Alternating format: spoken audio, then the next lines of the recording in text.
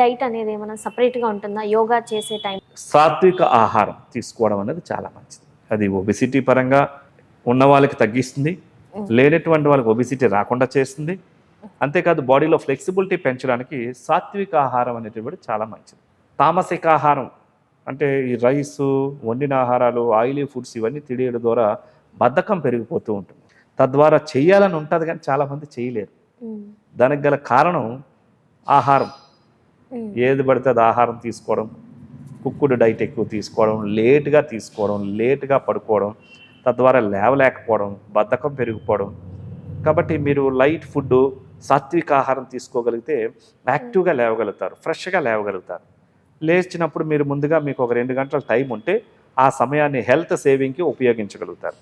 Light food తీసుకుంటే చాలా మందికి నిద్ర పట్టదు సార్, ఆకలేస్తుందన్న ఫోబియాలో ఉండిపోతారు. సరిపోవట్లేదు ఎనర్జీ, కళ్ళు తిరుగుతున్నాయి అనే ఫోబియాలో ఉంటారు చాలామంది లైట్ ఫుడ్ తీసుకోవడం వల్ల. వాళ్ళకేం చెప్తారు మీరు? వాళ్ళకి అంటే లైట్ ఫుడ్ అంటే ఎనర్జెటిక్ ఫుడ్.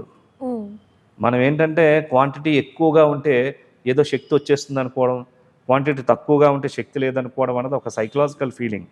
ఓకే.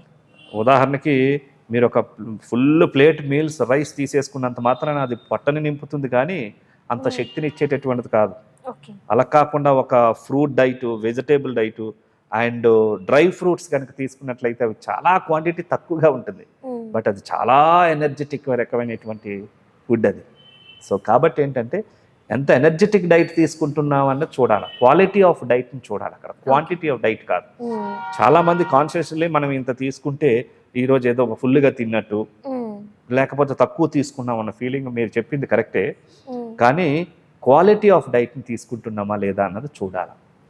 మంచి ఎనర్జెటిక్ డైట్ అంటే నేచర్ నుంచి వచ్చేటటువంటిది, ప్రాణం ఉండేటటువంటిది. ప్రాణిక్ ఫుడ్ తీసుకుంటే మీకు యాక్టివ్నెస్ ఉంటుంది, ఎనర్జీ లెవెల్స్ పెరుగుతాయి, అలసట అనేటటువంటిది రా.